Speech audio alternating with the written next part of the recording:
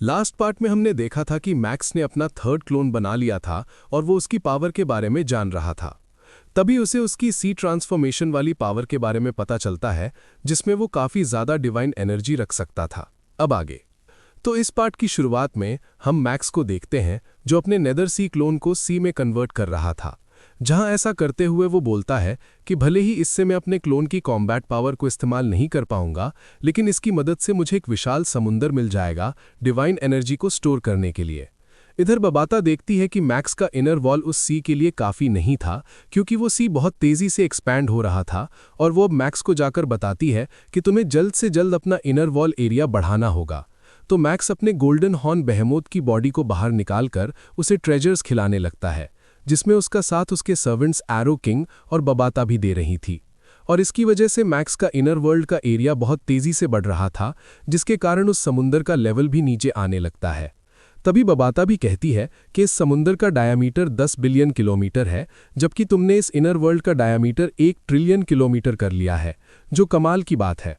अब मैक्स भी उस विशाल समुंदर को देखकर हैरान हो जाता है और बोलता है कि मेरे लाइफ जीन और डिवाइन एनर्जी को स्टोर करने की कैपेसिटी मैक्सिमम लिमिट पर पहुंच चुकी है, और अब तक सब कुछ अच्छा गया है, इसलिए अब मुझे अनडाइंग लेवल पर ब्रेक थ्रू करने की तैयारी करनी चाहिए।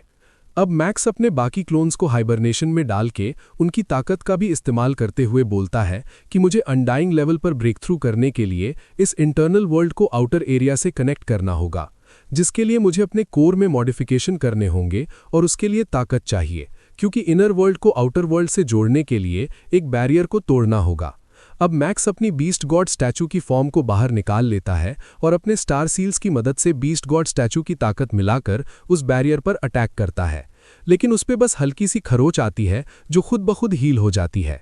ये देखकर मैक्स लगातार उस बैरियर पर अटैक करने की कोशिश करता है, लेकिन सब कुछ अपने आप ठीक होते जा रहा था। ये देखकर मैक्स हैरान था, साथ ही उसे कुछ भी समझ नहीं आ रहा था, क्योंकि वो अपनी सारी स्ट्रेंथ का इस्तेमाल कर रहा था। तभी बबाता मैक्स को बताती है कि तुम्हारे नेदर सी क्लोन की भी लाइफ जीन 10,000 गुना बड़ी थी, जिसकी वजह से ये बैरियर उतना ही ताकतवर हो गया था, पर तुम उसकी पावर को इस्तेमाल नहीं कर सकते, क्योंकि तुमने अपने क्लोन को नेदर सी में बदल दिया है। इसलिए तुम्हें खुद को और ताकतवर बनाना होगा, जिसके बाद ही तुम इस बैरियर को तोड़ पाओगे। अब मैक्स ये सुन के कल्टिवेशन के लिए बैठ जाता है, जहां देखते ही देखते 20,000 साल बीत जाते हैं, जिसकी वजह से बाहर सब बातें बना रहे थे कि ब्लेड रिवर किंग अब तक अनडाइंग लेवल पर क्यों नहीं पहुंचा। लगता है वो कोई फ्रॉड था जो सबको धोखा दे रहा था, और उसका लक ही बस उसका साथ दे रहा था। इधर मैक्स को कल्टिवेशन करते करते 300 साल बीत जाते हैं, जहां मैक्स कल्टिवेशन से उठते हुए कहता है कि मुझे ब्रेक थ्रू करने की इतनी जल्दी क्यों है, मुझे इस यूनिवर्स में घूमना चाहिए और चीज़ों को ऑब्जर्व करना चाहिए। अब वो बबाता के पास आता है और उससे कहता है कि चलो इस नए मेरे स्पेसक्राफ्ट का इस्तेमाल करते हैं। अब मैक्स बबाता के साथ स्पेसक्राफ्ट में बैठकर यूनिवर्स में घूमने लगता है, जहां ऐसा करते हुए वो बताता है कि पास्ट में मैं बस बंद दरवाजे में कल्टिवेशन करा करता था, पर अब मुझे पता चल रहा है कि यूनिवर्स के हर कण में डिवाइन एनर्जी है, जिसकी मेरे कल्टिवेशन को ज़रूरत है, और इससे मैं और जल्दी ताकतवर बन सकता हूँ। अब मैक्स अलग अलग जगह जाकर कल्टिवेशन करने लगता है, साथ ही चीज़ों को अच्छे से ऑब्जर्व करने लगता है, जहां उसकी अब हर बारीक चीज़ पर नज़र जा रही थी। अब मैक्स को महसूस हो रहा था कि वो ब्रेक थ्रू कर सकता है, इसलिए वो बिना अपने आप प्रेशर डाले इनर वर्ल्ड में जाके अपनी स्टार सील्स निकालता है और बीस्ट गॉड स्टैचू को भी, जिसके बाद वो उन दोनों की मदद से फिर से उस बैरियर पर अटैक करता है, जिसके कारण वो बैरियर टूट जाता है। इस तरफ सिटी लॉर्ड की दूसरी फॉर्म मैक्स को देख रही थी, जहां वो मैक्स को ऐसा करते हुए देख काफ़ी खुश थे, साथ ही बाकी कुछ लोग भी देख पा रहे थे कि मैक्स ब्रेक थ्रू कर रहा है। इधर सिटी लॉर्ड की दूसरी फॉर्म कहती है कि मैक्स ने कल्टिवेशन को काफ़ी अच्छे से समझा है। कोई ऑर्डिनरी इंसान अनडाइंग लेवल पर जाकर कुछ नहीं सीख सकता, पर मैक्स के केस में ये बिल्कुल अलग है। इधर मैक्स के क्लोन्स अपग्रेड हो जाते हैं, साथ ही मैक्स अपने विशाल समुंदर में डिवाइन एनर्जी को स्टोर करने लगता है, जिसे देखकर सिटी लॉर्ड की फॉर्म कहती है कि लगता है इस वर्ल्ड में एक ऐसी सुपर एग्जिस्टेंस आने वाली है जो कई सारी एलियन स्पीशीज को हिला के रख देगी। इधर मैक्स के इनर वर्ल्ड में क्रैक आने लगता है, तो बबाता मैक्स से कहती है कि तुम हाल ही में अनडाइंग लेवल पर पहुंचे हो, जिससे तुम्हारा इनर वर्ल्ड थोड़ा अनस्टेबल हो गया है, इसे तुम्हें स्टेबल करना होगा। तो मैक्स अपने सिल्वर विंग्स बाहर निकालकर अपने इनर वॉल को आउटर वर्ल्ड से कनेक्ट करने लगता है, जिससे धीरे धीरे सब नॉर्मल हो जाता है। तभी मैक्स कहता है कि अब से मेरा इनर वर्ल्ड मेरी सबसे बड़ी कमजोरी और ताकत बन चुका है, क्योंकि इसमें मैं काफ़ी ज़्यादा डिवाइन एनर्जी स्टोर कर सकता हूँ। अब मैक्स सिटी लॉर्ड के पास जाता है, जो उससे कहते हैं कि क्योंकि तुम अनडाइंग लेवल पर पहुंच चुके हो, इसलिए तुम माउंटेन साइड पर जाकर अपना पैलेस बिल्ड कर लो। तो मैक्स इसके लिए सिटी लॉर्ड को थैंक यू बोलता है और उसी तरफ जाने लगता है, जिसे जाते समय कुछ कल्टीवेटर्स भी देख रहे थे।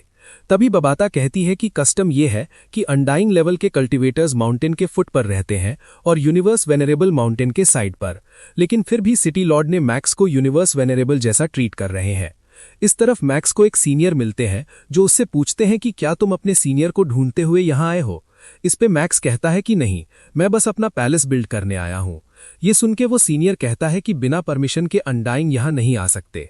इस पे मैक्स बोलता है कि सीनियर, सिटी लॉर्ड ने मेरे लिए सारा इंतजाम कर रखा है।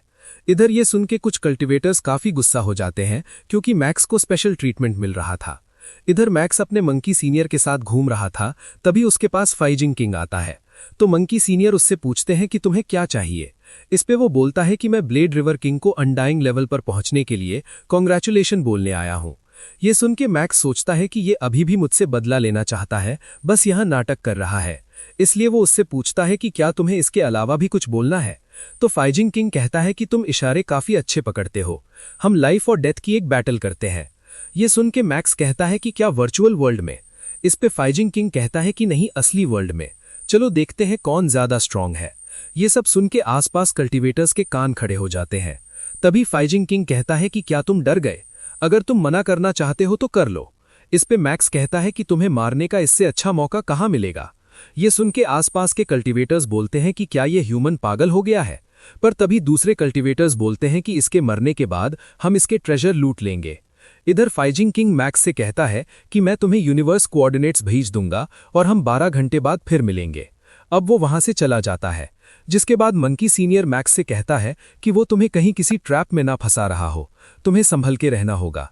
इस पे मैक्स कहता है कि आप चिंता मत कीजिए, मैं इस बैटल से सबको अपनी स्ट्रेंथ दिखा दूंगा। और इसी के साथ ये पार्ट यहीं खत्म होता है।